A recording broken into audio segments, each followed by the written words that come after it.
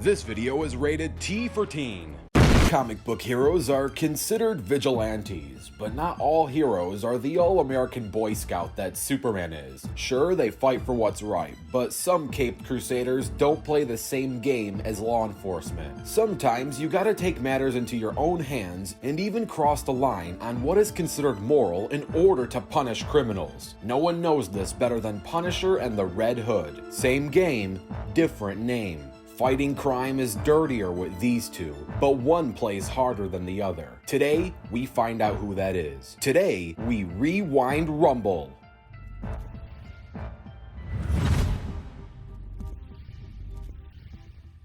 Jason Todd just has one question.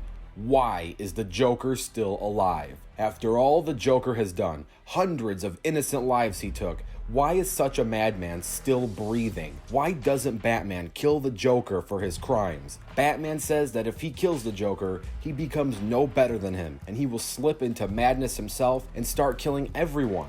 Jason doesn't buy it. He understands not killing the Penguin, Riddler, or Two-Face, but the Joker is a special case. Now, some of you don't know, Jason also hates the Joker for what the Joker did to him personally. To put things into perspective, Jason Todd was the second person to receive the mantle of Robin after Dick Grayson left to become Nightwing.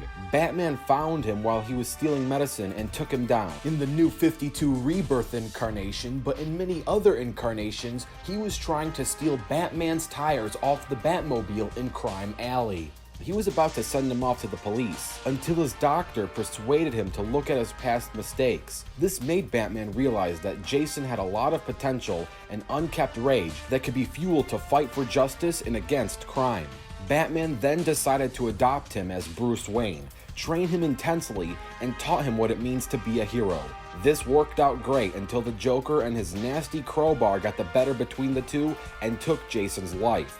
Jason was pretty much dead until Superboy Prime punched reality and brought Jason back to life. Talia took care of him and gave him the Lazarus treatment, which healed his mental state as well. She then took him to the All Cast, which is a group of slowly aging assassin teachers as old as Vandal Savage, as she saw that he had great potential and that the All Cast could help him reach that potential. After their training, he became a warrior of the All Cast but wanted to pursue his revenge on Batman. So he went to be trained further by the League of Assassins until he felt what they were doing was too morally wrong. So he decided to leave and pursue his revenge against Batman for not killing the Joker in his absence. After their scuffle, Jason leaves to be an on-hire assassin but later joins up with Starfire and Arsenal to form the Outlaws. But since Starfire left, he's just chilling with Arsenal and Joker's daughter for being a for-hire rent-to-bat service to handle metahuman issues, and new development has them with ties to the government after saving the world from Hive's virus. So to make a long story short, the Red Hood is pretty much edgy Robin, you might say, and maybe, but he's a lot more powerful than his younger self.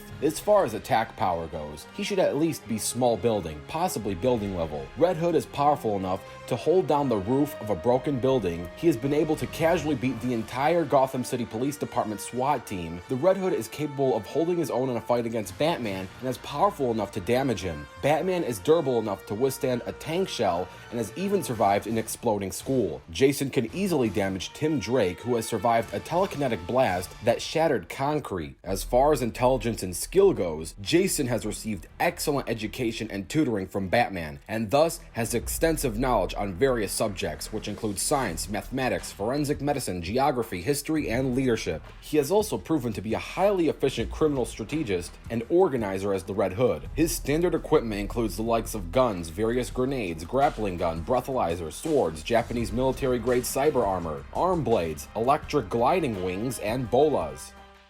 Frank just wanted to live the American dream. He was the son of Sicilian immigrants, raised in Queens, New York, and wasn't expecting to be the roadblock for both superheroes and supervillains. Frank was a Marine Corps officer who served his country above and beyond the call of duty in the time of war. He returned from battle to the arms of his wife and children, only to have them stolen away in a brutal act of random savage violence. The personality known as Frank died with his family. Now all that is left is his desire for vengeance and his need to punish the wicked. This is not your friendly neighborhood Spider-Man. Most heroes have a no-kill until last resort rule, but Punisher learned the hard way that the only language criminals know is brute force. When mobsters slayed his family, Frank vowed to spend the rest of his life avenging them. Now equipped with state-of-the-art weapons, he wages a one-man war against crime as Punisher. He uses his combat experience, guerrilla and urban warfare tactics, as well as detective-like skills to achieve this mission. This includes using the Mafia's own tactics against them to track down and kill those responsible for the death of his family. As far as tech and abilities go, the Punisher can trade blows with Black Widow and has even stalemated her. Black Widow can hold her own in a fight against the Winter Soldier, who has stalemated Wolverine and is comparable to Captain America. The Punisher has held his own in a fight against Wolverine on more than one occasion. One time they were briefly fighting evenly until their fight got interrupted. Another time, Wolverine took victory,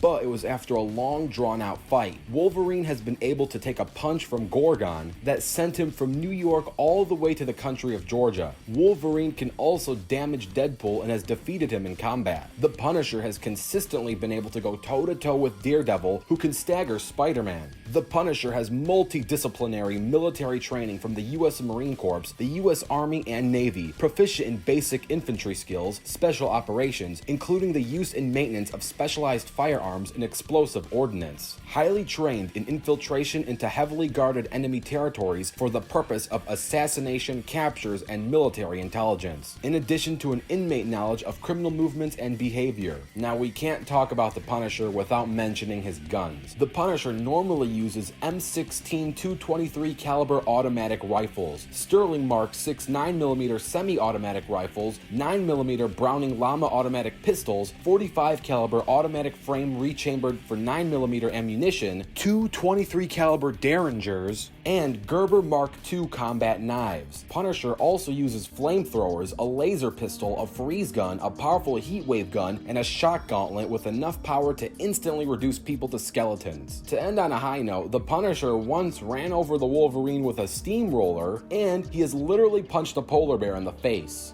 And now, let's get ready for the fight. This battle will take place on Earth, and remember, there is no prep time. Let the battle begin!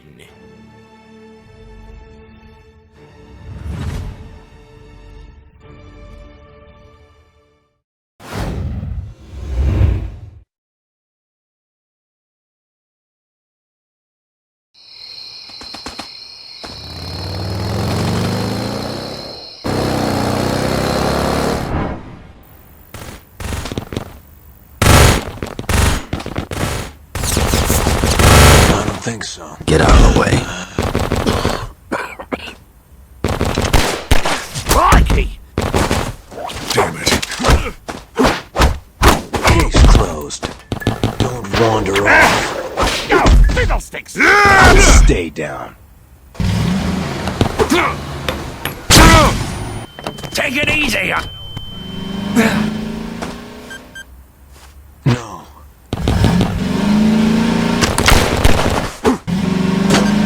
This is starting to piss me off.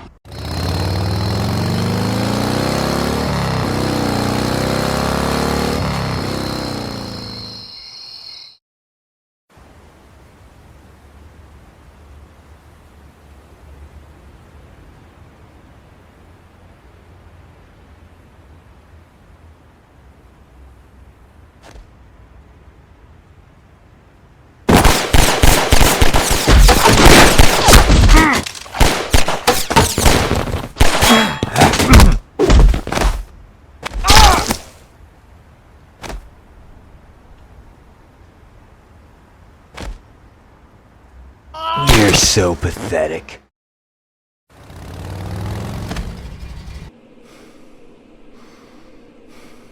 Kevlar on a suit. It's gotta be a headshot.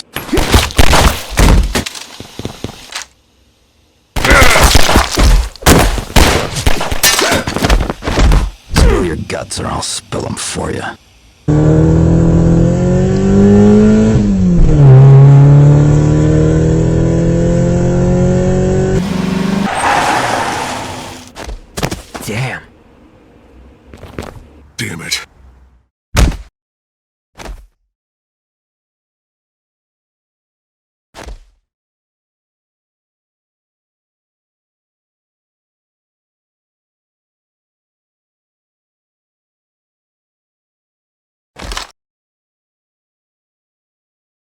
Let's make this fast.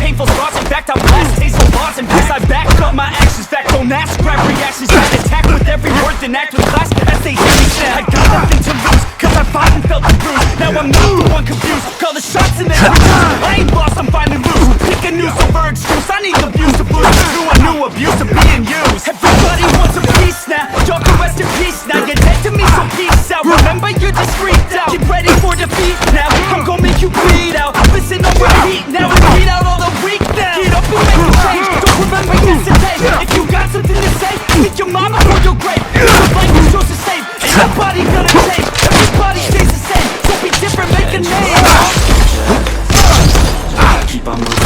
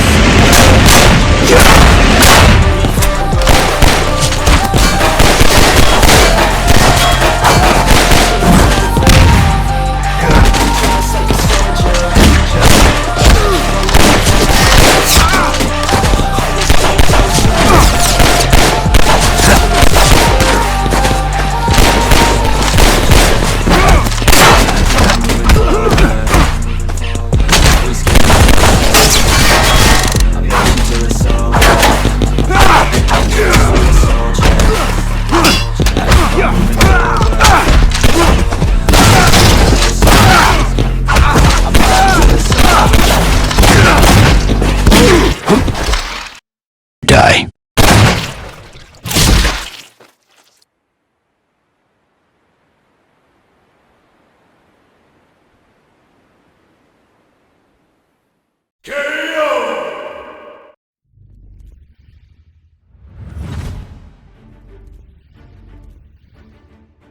Hopefully you enjoyed that animation, and if you did, super special thanks to Team Animation Rewind's Zombie J. I'd also like to thank Corin O'Keefe for the research/notes and helping out with the script. Thanks, and enjoy the post-analysis.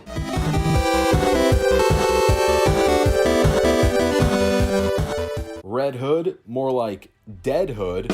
Okay, that's not funny, but seriously, Jason Todd might need another bath in the Lazarus pit after going up against Frank the Jock. Punisher does win, but this fight won't be easy. It's hard to pull out standard stats and feats and pick a winner based on that because statistically speaking, both characters are extremely similar. They can both scale to relativistic, possibly relativistic plus in terms of reaction and short-term combat speed. As far as durability goes, both are at least small building, possibly building level. Red Hood is durable enough to take attacks from characters who have comparable attack power. Red Hood wears body armor as well as a very durable helmet. His body armor and helmet are essentially bulletproof, can protect him from nearly all normal knives, swords, blades, and etc., and has even withstood a bazooka. The Punisher is durable enough to take attacks from characters who have comparable attack power as well. The Punisher also wears body armor, which is bulletproof, can protect him from nearly all normal knives, swords, blades, etc., and has even withstood a grenade explosion. Neither of them have any standout glaring feat that gives one a statistical clear victory.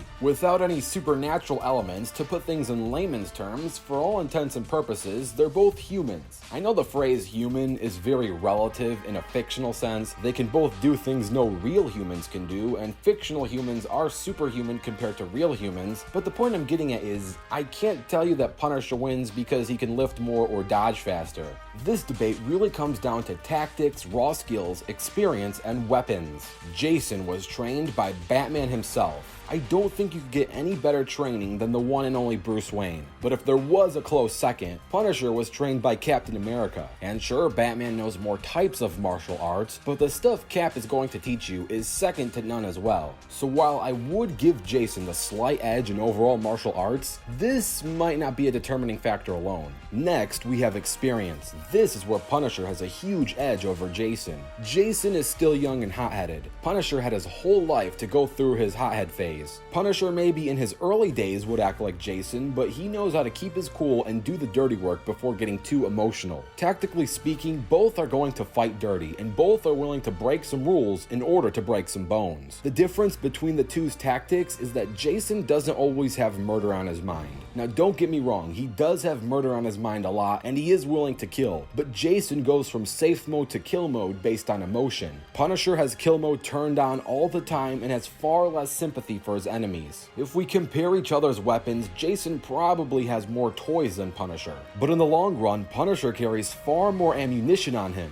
And this battle has no prep time, so Jason is going to be the first one to run out of ammunition and batarangs if he doesn't get lucky. I won't deny that Jason might have better gadgets, but he has less overall firepower on him, and without prep, in the long run, he's going to run out of ammo, and this will favor the Punisher. And what really gives the Punisher the edge, besides far more experience, is the fact that he leaves his emotions at the front door before going into his battles. Jason wears his emotions on his sleeves and brings his emotion with him to fights. Jason is far more likely to make an irrational decision and far more likely to fight based on anger rather than cold-hearted tactics. I'm not saying the Punisher doesn't have moments of weakness or rage, but these moments usually came from his early days and are far more rare. Jason, as said earlier, wears his emotions on his sleeves. The Red Hood was aiming to win, but Punisher was aiming to kill, making the winner of this Rumble Punisher. On the next episode of Rewind Rumble.